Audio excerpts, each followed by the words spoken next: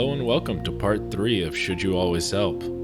I know it's been a little while since I posted the second part, but we're not going to do a recap for this one. Instead, I want to get straight into this third and final portion. I'm hoping that if you have any questions or you forget where we were, that you'll go back and re-listen to part 1 and part 2 and hopefully enjoy it just as much.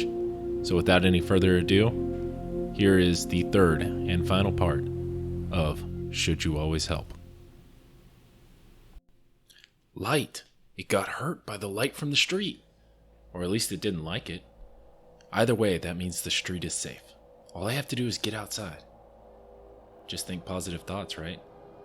As she rambled on, Rachel walked down the hall distracted in her thoughts, racking her brain for a plan on how to get out if anything went wrong. The second floor was definitely too high up to drop. Concrete at the bottom of a 30-foot drop sounded to Rachel like a recipe for a long and painful stay in the hospital, if she even made it that far. We'll call that Plan Z. I guess it would be better to break an ankle than be caught by whatever the hell she is. But let's not test that theory. A little more than halfway down the hallway now, but Rachel didn't even notice. Still lost in thought, Rachel was racking her brain. She knew that in the end it may come down to just rushing the door. Who knew where she went after being stunned by that light? Hell, it could be around any corner. But Rachel was determined not to freeze up ever again. Next time, Rachel would fight. Maybe not physically, but with the light, she at least had options now. Rachel was finally approaching the end of the hallway. If memory served, then a right turn followed by a quick left should lead to the stairs. From there, it should be a straight shot out. Should be. Snapping her out of her thoughts, her helper called out from around the corner. "Rachel, hurry up! We're almost there!" Rachel broke into a jog, but paused at the end of the hallway and squinted into the darkness in both directions. Actually seeing anything was hopeless. Not that she actually wanted to see anything. Instead, she used the pause to listen. Off to her left, in the darkness and eerie stillness, Rachel could faintly hear it. Those heavy footsteps, out in the dark and coming closer. Looking around, it became obvious that Rachel was too deep into the building for a light source. She was on her own with one option: get her ass moving in the opposite direction. She decided that worked for her. It was coming, and that meant it was time to move. "Rachel, let's move! The stairs are over here!" Snapping to the right, Rachel started running after her savior.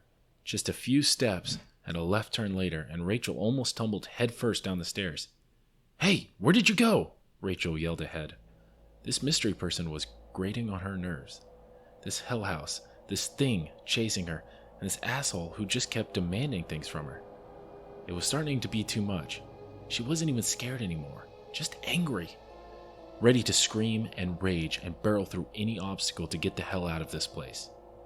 This place with a monster lurking in the darkness, a monster of the darkness, unable to enter the light and only existing as some twisted desecration of humanity, even only communicating in a distorted mockery of speech. Rachel was more than ready to leave this place and its nightmares behind forever. If that meant continuing to follow the demanding stranger, and that was just something she would have to tolerate a little while longer. Breaking into a jog, Rachel pushed on towards the stairs with the sound of her still echoing through the hallway behind.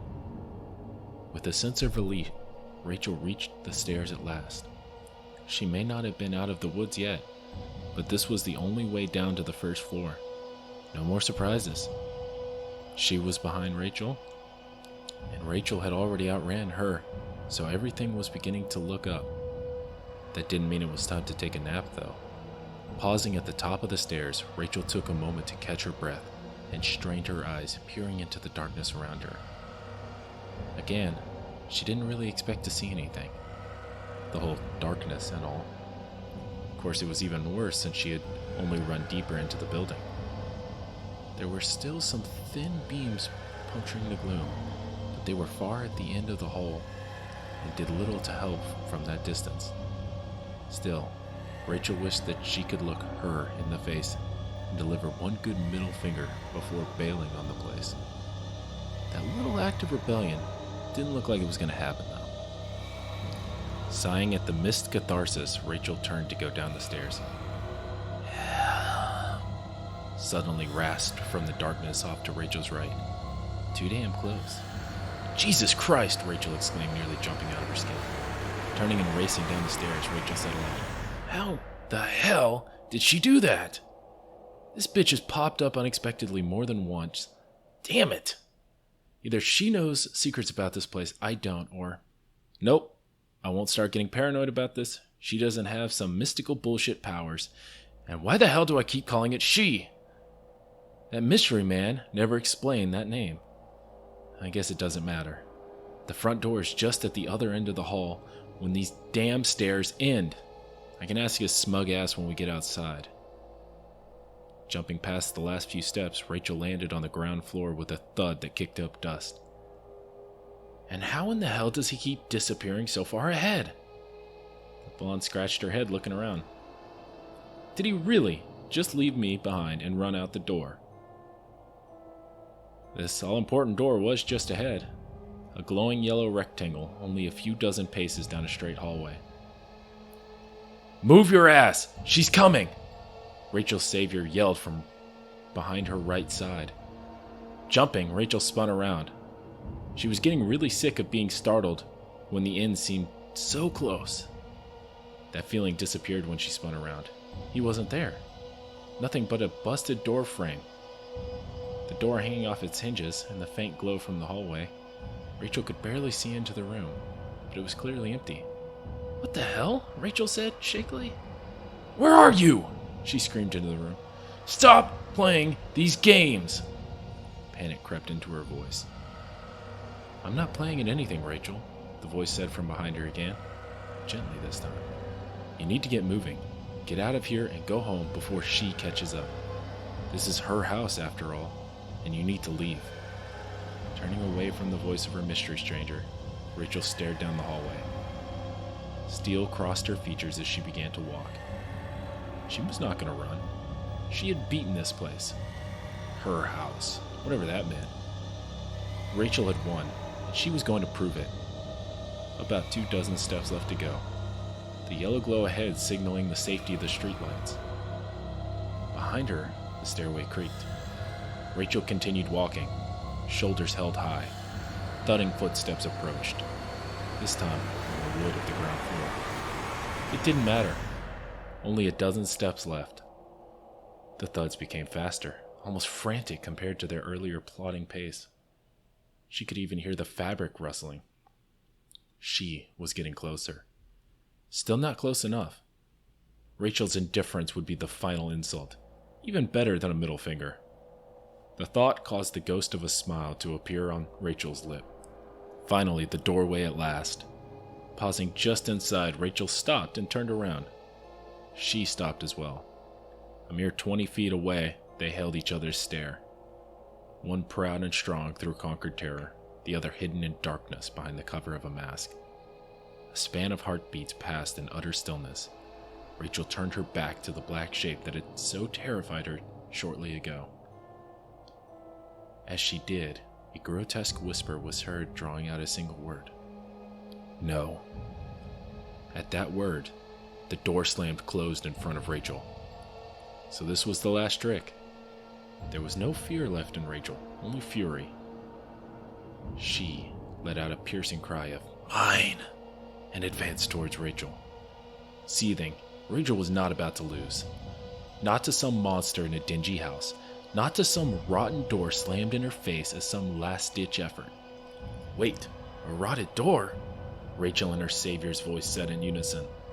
Leaning back, Rachel gave it a kick. Splinters came loose, and the door groaned loudly in retort. Thudding footsteps rapidly closing, Rachel knew she was out of time. With a yell, echoed in her ears by the mystery stranger, she charged the door. In a fantastic shower of wooden shards, Rachel broke through, into nearly blinding light. Covering her eyes, Rachel turned to look into the house. There, past the ruins of the door, pieces still hanging from its hinges and chunks littering the sidewalk, past the rectangle of light intruding into the darkness.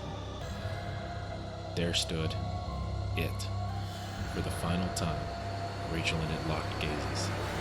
It turned its book and thudded away, retreating into the darkness where it belonged.